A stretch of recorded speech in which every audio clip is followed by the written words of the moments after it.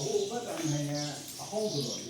ဟိုဘက်နိုင်ငံမျိုးမှာယူကြတာဒီဘက်ချမ်းနေဒီရှိတွေကနောက်ပြင်တဲ့ဟာကိုနောက်နိုင်ငံကအဟောင်းကြီးဆိုတော့ရှိတော့အဟောင်းအဲ့နိုင်ငံပွင့်ဟောငါးနော်နိုင်ငံဥပတရားရဲ့စက်ပေါ်ကြောက်ဒီဘက်ကပတ်တယ်ဟောစောင်းနေရောရှိရနော်အဲ့ဒါစောင်းနေတော့အနေနဲ့လည်း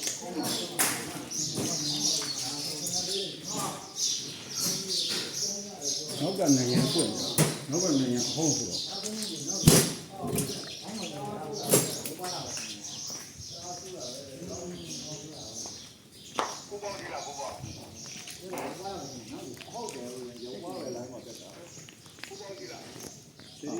စီရီတော်လည်းကောင်းကုန်ပြီဒီ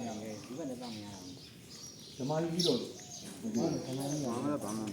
ဓမ္မကြီးကြည့်ရဒီပစ္စည်းတွေပါဓမ္မကြီးကြည့်ပါဒီကဓမ္မကြီးကြည့်ရဓမ္မကြီးတစ်ကတော့အေးရုံဟိုအင်္ဂလိပ်ပဲကွာမှန်းဖြစ်